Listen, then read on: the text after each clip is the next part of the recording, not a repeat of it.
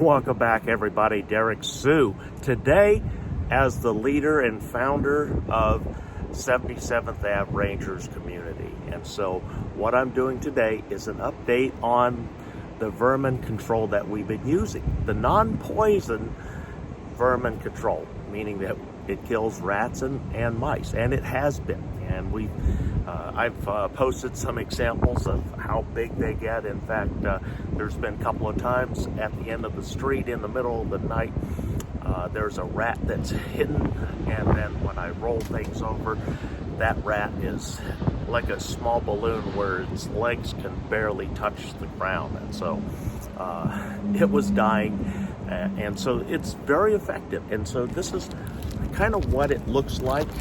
This is a new version, and the new version I had to update. And as you remember, we were using cornbread mix along with the most important element, the element that kills them, baking soda. And so with that, there's also needs to be some flavor. And so the Jiffy cornbread mix, it's an aromatic more so than anything else. It's also a processed grain, and so what we want to do is add some additional aromas to that, plus a sweetness to really keep them there.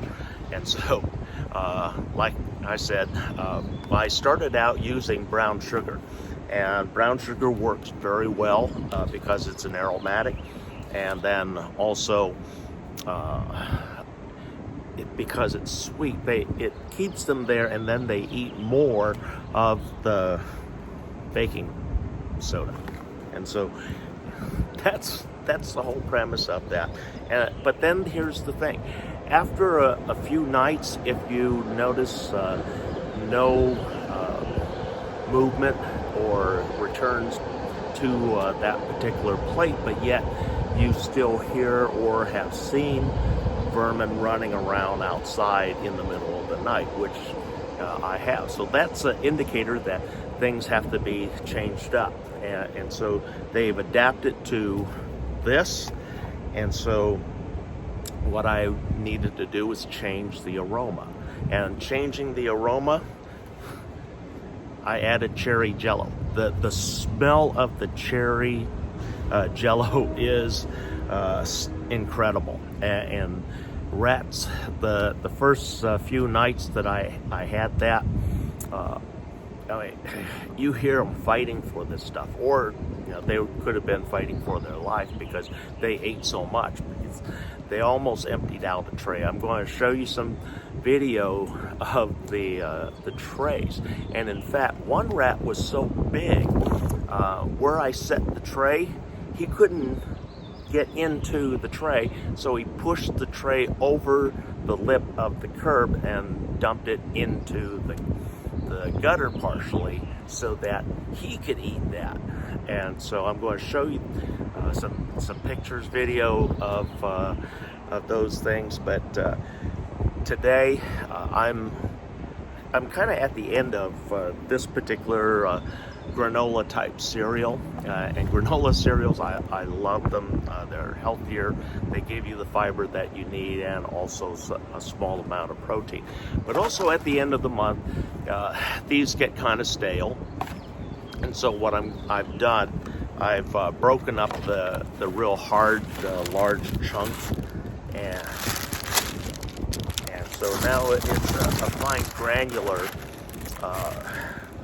mix. And so what I'm going to do with this, I'm going to add this with this, and so it'll coat all of the grain and everything that the rats really love out here, and so it adds a new flavor, new aroma that'll bring them back. And so we'll do that, and we'll add some CNH sugar, to add some more sweetness to this. And the next step, if we need to continue, and they showed that they're averse to the current formula, we'll add in some Italian style breading. I mean, this is very aromatic, has the garlic and cheese scent that they really love, and the cheese just makes them go wild. But don't want to use this up too soon. But a lot of options. Like I said, you have to kind of figure out if you need to change things up, or you have killed all of the vermin that are in the area. So I'm gonna do some short videos showing the trays and the disturbances, and it's kind of like you just put it in the trays and you shake it down. If you golfers, you get in the sand trap, you know what you do. You just kind of rake over the holes and the footprints that you left in the sand trap on your way out. And it's the same thing. I just pick up the trays on a daily basis, shake them down, smooth everything out, and next day look for the indicators that it's been disturbed through the night. And I also have that alongside of some other the previous mixture, which was the cornbread mix, dark brown sugar, and the baking soda. So that was really effective, because you could really tell when they were there. But anyway, this is going to change things up a little bit, so some of the smarter ones that have eluded me will get their dessert tonight. So thanks for joining me today, and thank you for supporting 77th Ave Rangers community. Have a great day, all. Okay, this is the one that I told you folks in the video. It was up underneath the tiny house here, and he slid it to right there so that he can eat. And he's been busy. He did that last night. So that's one of the trays. We'll move to the next one.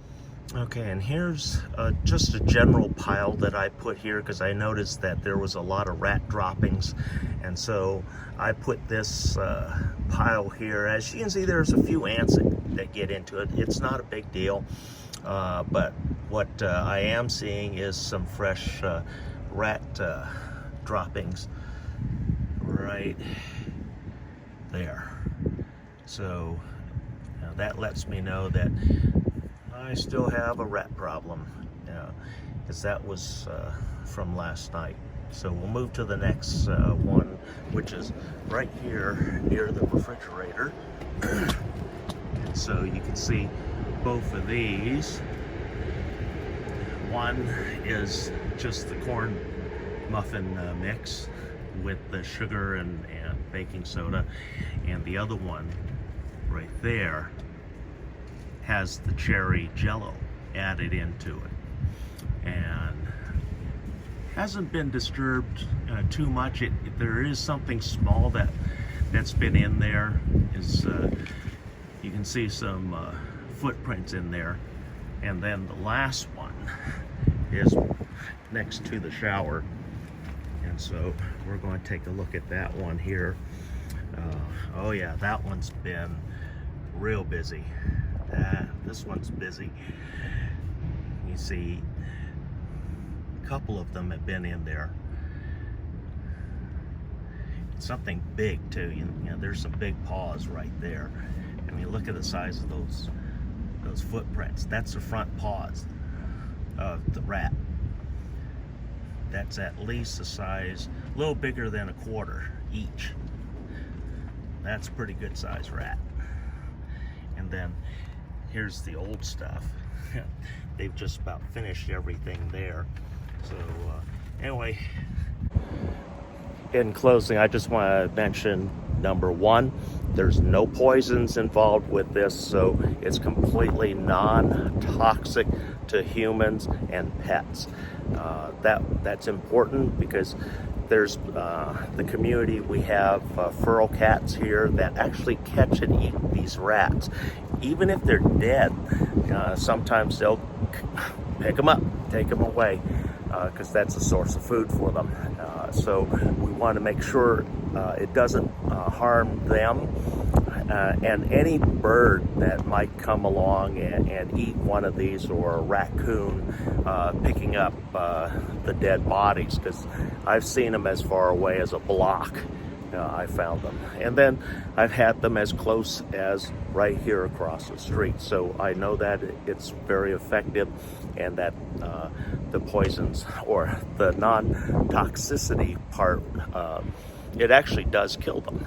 And then in the final good news about that is that if you are on SNAP or California EBT, it's all included and a part of your food benefit.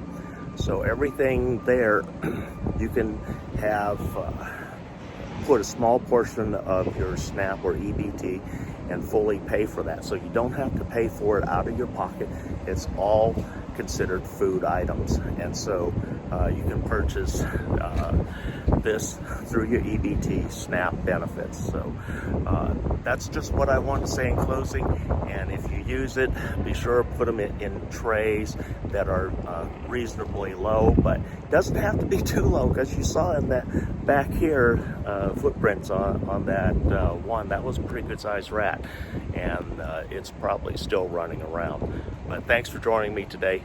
We'll be right back.